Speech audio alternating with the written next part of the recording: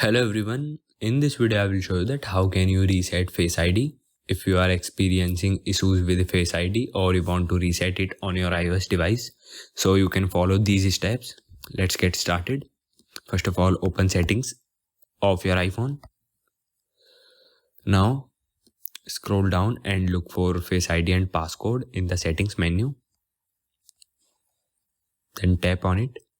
Now you will be promoted to enter your device passcode to access the Face ID settings. Within the Face ID and passcode setting, find the option that says Reset Face ID. If you scroll down, then you will find that option in red, Reset Face ID. Tap on it.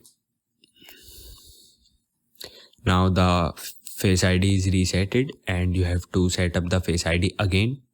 So this is how you can reset the Face ID on your iPhone. Thank you everyone.